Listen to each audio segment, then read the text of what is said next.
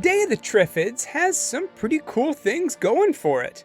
Yes, it has a cheesy looking plant monster, I'll admit that, but there's a lot to like about this 1962 British movie, based on the book of the same name.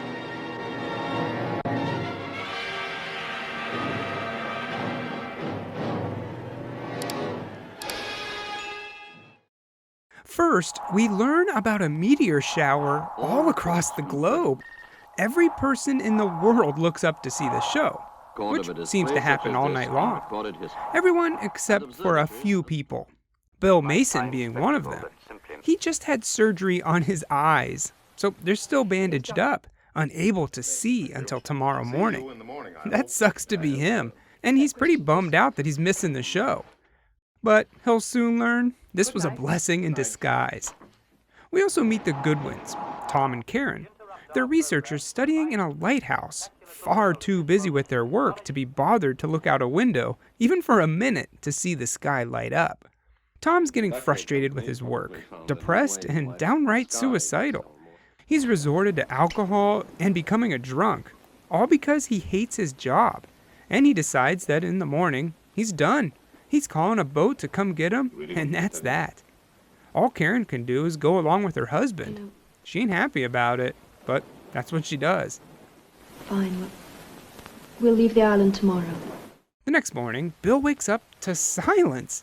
No nurses or doctors or anybody.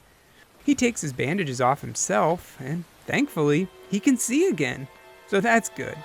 He wanders around the now abandoned hospital, looking for a sign of anyone, but no luck. That is until his doctor finds him. But something's off. He can't see. Bill does an eye test on him, and sure enough, nothing. It's like the optic nerve was just burned away. The doctor figures it out pretty quickly. It was the meteors. Anyone who watched last night's shower is now blind, making Bill one of the only people in London that can see.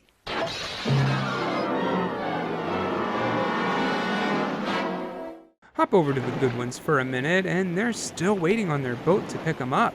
They turn on the radio to see what's up and hear about all the chaos happening on the streets.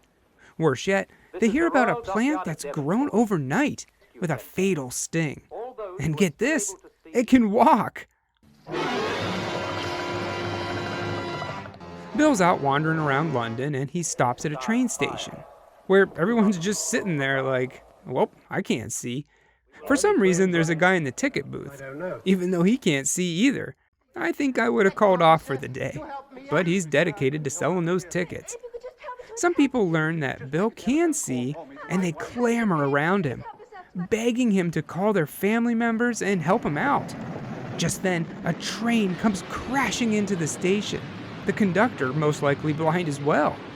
Everyone comes spilling out, all blind, except for one girl, Susan, a stowaway that hid out in the luggage cart, so there wouldn't have been any windows. One guy figures out that she can see, and he actually kidnaps her. It's madness for a while, but thankfully Bill comes in to the rescue, and he saves her. The two get to talking, and they figure out what they're up against. The plants kill a dog, so that's great.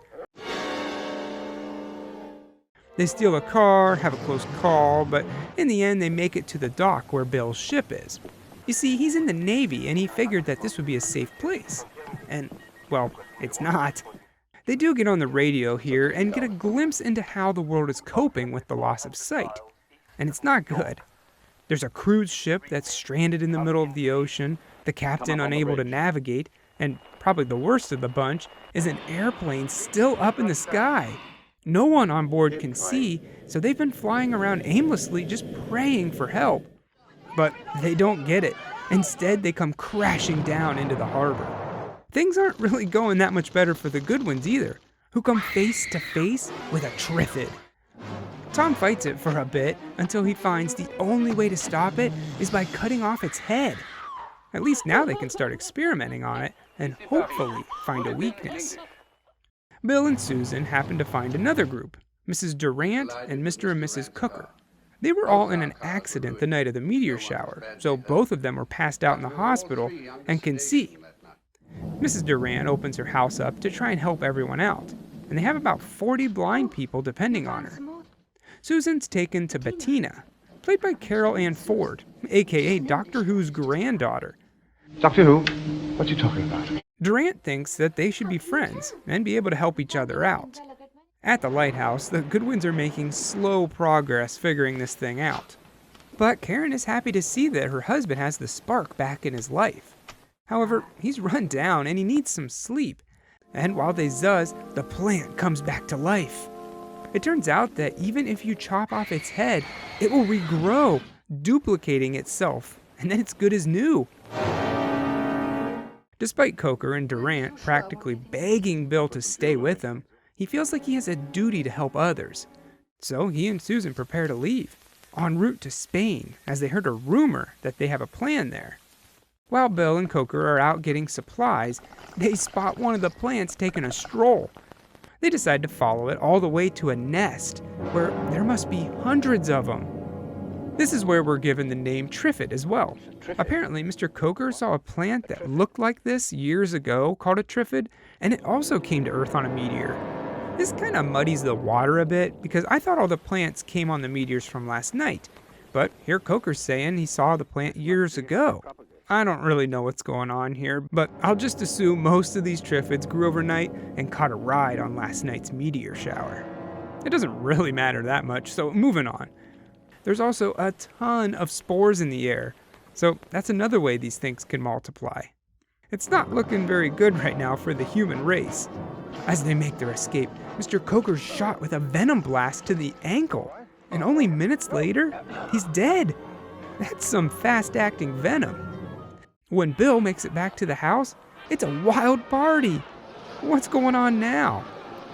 Well, it turns out that this is a bunch of escaped convicts that have taken over the house.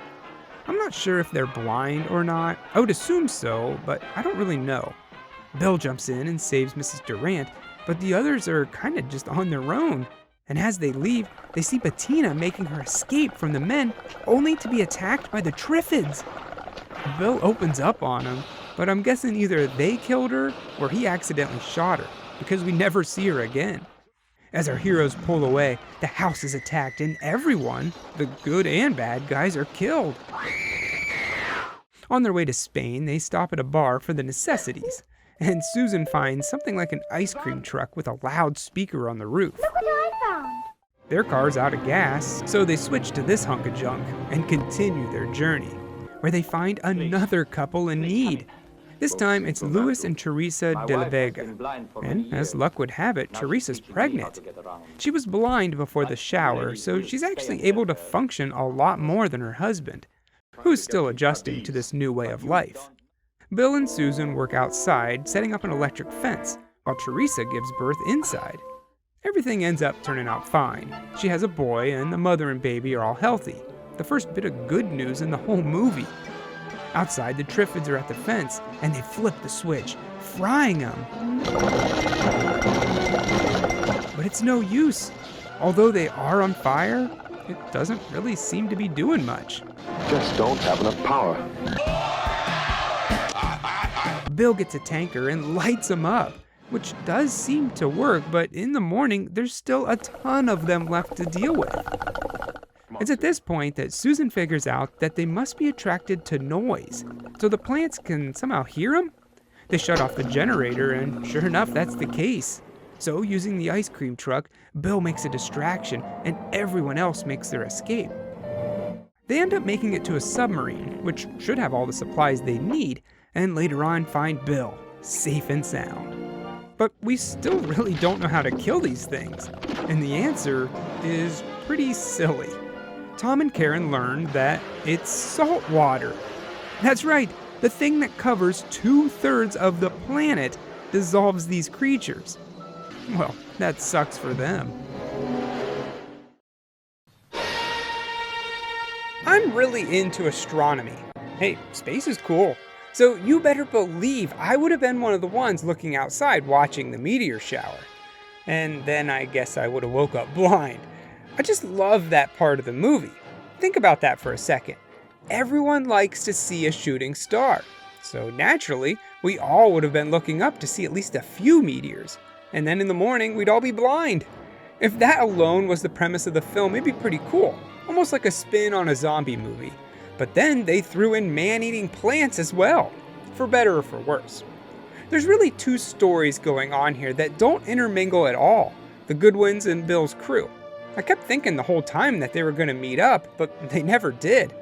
Also, the movie keeps you on your toes. You never know who's going to die or where they're going to next. I thought Bettina was going to be a main character, but no, when she died, they just kept moving right on. I don't think that that's a bad thing. It's just something that you don't see too much in movies nowadays. It's also pretty bad luck that the alien plants were dropped off on a planet made mostly of the thing that would kill them.